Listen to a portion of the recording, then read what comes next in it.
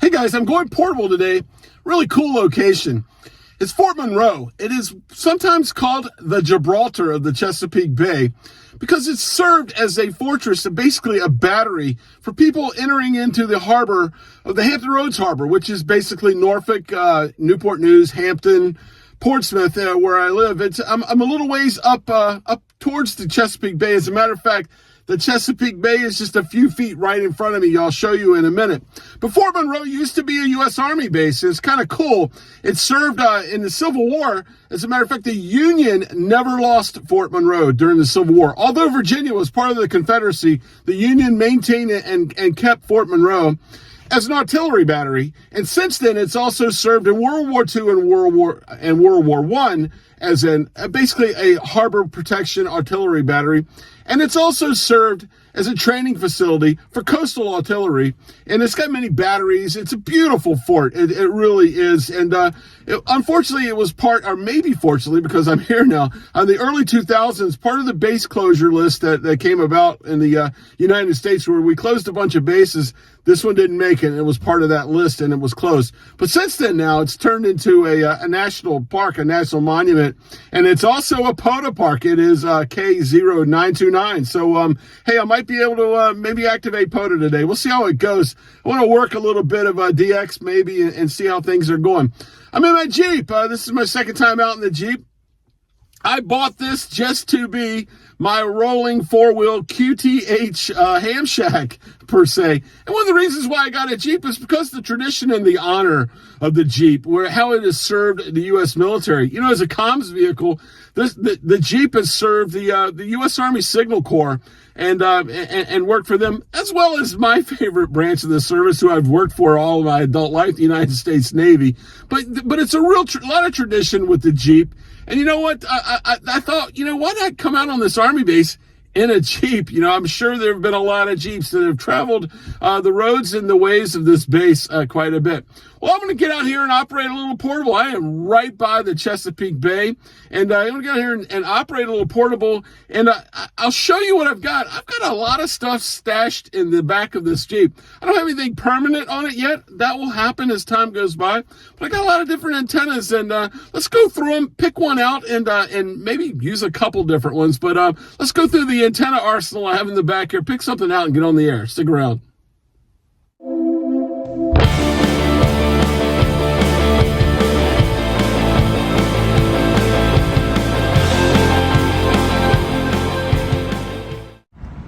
Okay, this is one of the old artillery batteries here at Fort Monroe, and I'm parked right in front of it, right over there. That little walkway and boardwalk there is the Chesapeake Bay. Let's go inside and I'll show you what I have in the Jeep and what we can use. Let's figure it out here. Got a lot of junk back here. Antenna wise, got a Chameleon 17-foot whip. I've got a 7-element military man-pack whip, a 6-element, 2 coils. I have the Wolf River coil. I have the Slidewinder DX. Got my Buddy Pole long whip. This thing right here is pretty cool. This is I got my call sign on it. This is a fly rod holder, but I use it to store things like these. Ham sticks. There's a ham stick. This is what I think I'm going to start with today. This is a 10 meter, basically a CB antenna, 11 and 10 meter Fire Stick 2. This is the 5-foot long version. This pops off, and there's a thing in here you can tune the antenna. I'm going to tune it for 10 because 10's been open.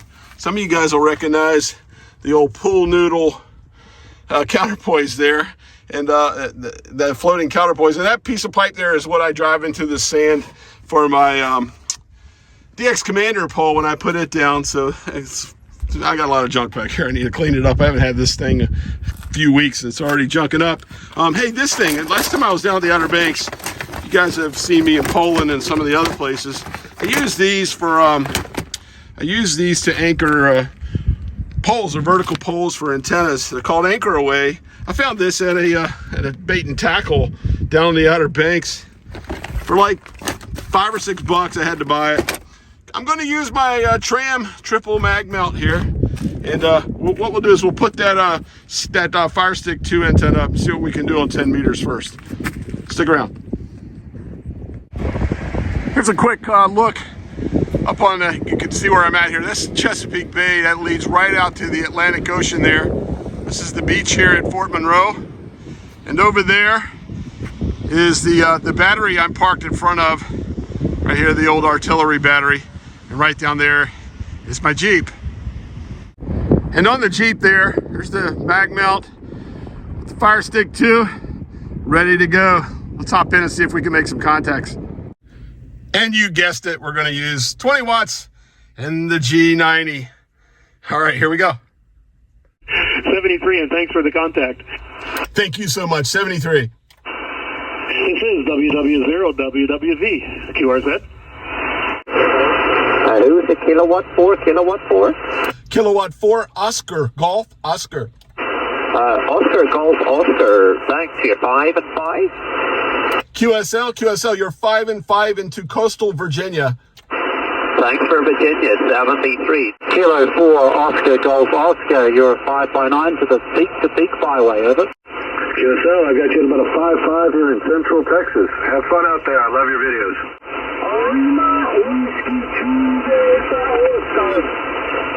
Delta Oscar, Lima Whiskey 2, Delta Oscar. We've got you here into Park K, 929, Virginia.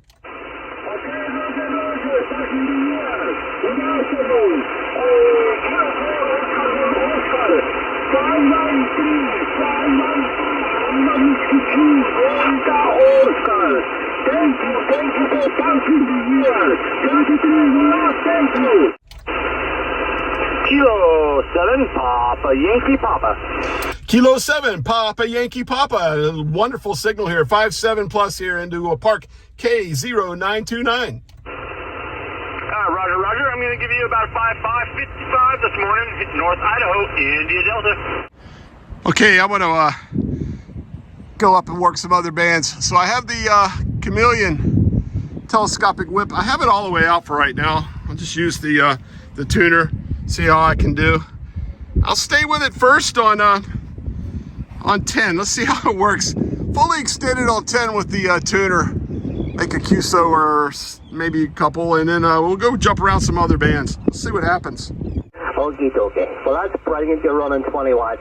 That's what ham radio and 10 meters is all about, buddy. And as I said, you peaked 5 and 4 that time, but a wee bit of QSB in the other rover. I think I give you the name as David. And we're located about 80 miles west of Belfast City. Go ahead. You are that. This is Charlie 92 Charlie Oscar, CU2CO calling. Kilo 4, Oscar, Golf, Oscar. Kilo 4? Kilo 4, Oscar, Golf, Oscar. Okay, Kilo 4, Oscar, Golf, Oscar. You're 5-9 in the Azores. QSL, you're 5-9 on the Atlantic coast of Virginia. Thank you, Walter. 73 is bye-bye. You are 3x3 into Kilo 2598 in Montana. QSL? QSL, thank you for Montana, and thanks for activating. 73. 73, have fun. This is November 1, November Yankee Tango. Parts on the air. You are jet. Kilo 4, Oscar, Golf, Oscar. You're about 5-7 in Nova Scotia. Okay, I was being lazy and letting the ATU do all the work. Let's try the, this is the shorter Manpack, collapsible Manpack antenna I have. This is the 6-element one, and with the Sidewinder DX coil. So let's give this a shot. See how we do with that. Okay, I'm liking the shorter.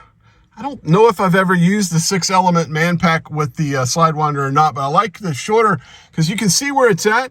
And with the shorter Manpack, I can tune 12 meters. This is a 12-meter band.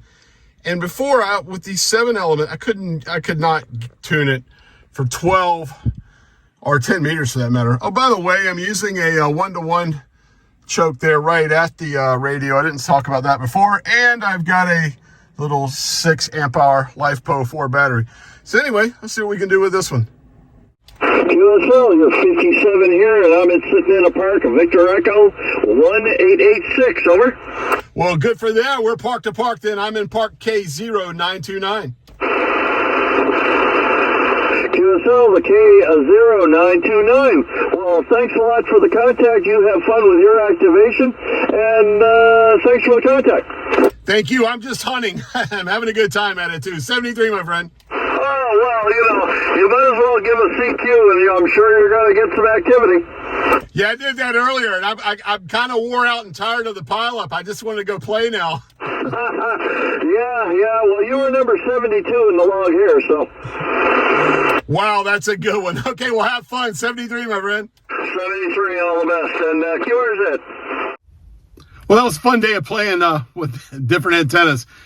Exactly why I got this thing, man. It's because I come out and just goof around, play. I don't like one antenna. I can pop it off, put another one on, and what have you. So I got to admit, the coil was obviously the best. I could tell I was doing better and getting out better. I have so many QSOs that I know all of them aren't going to be, or you didn't see them all in the video, because I had some pileups and I had some times there where I couldn't get through. I was like, wow, that's crazy. I'll tell you, when I had the telescopic whip all the way up and was just using the ATU, I struggled there. I really did. And that's because the antenna was just compromised because it wasn't tuned. And but with the coil and even that first, the on 10 meters, I jumped too quick and took it down too long. But that fire stick at the beginning on 10 meters was just epic. That thing was really doing a great job. It really was. But yeah, I had a lot of fun, and that's why I bought this vehicle and why I'm going to be out goofing around. I promise all my videos aren't going to be me in my Jeep. It's new and it's fun, and I'm having a good time with it. I am going to put some permanent stuff in here. I want to put definitely put a VHF, UHF rig in here permanently. So, I drive this back and forth to work every day, and I will put an 11 meter CB in here just because on the highway, it's nice to have something like that when I'm traveling. And I'll have that, I'm not a full-time 11 meter CB guy, but I do want the convenience of having that when I'm stuck in traffic, and because I'm around a lot of truckers in and out on the interstate, back and forth to work. So have a lot of fun with that. Anyway, this is a cool place. I'm going to come back here and go out on that beach and put some antennas up, because right now it's like nobody here. I see one guy walk by every once in a while, a jogger or whatever. I'm way up the base from where all everything's happening. I'm kind of near this battery back here, kind of away from everything. So yeah, it's really, I've enjoyed it. I've enjoyed it a lot, and we'll come back to this and get outside of the vehicle and go out on the beach, maybe on a day when it's not too windy. It's kind of windy today. A question I always get asked about the mag mount is, are you worried about it? Well, you should put a towel under it. Are you worried about scratching the front of the car or the hood of the car, or for this matter, whatever, the trunk, front, the hood, bonnet, whatever? I'm going to show you how easy it is and what I do here real quick. Okay, guys, this is how easy this is, and you don't scratch, you don't do anything. Just go to one corner and lift up real easy on one corner and pull it back and off. See how easy that was? Well, there you go, guys. Until next time, I'm Walt, K4OGO 73, my friends.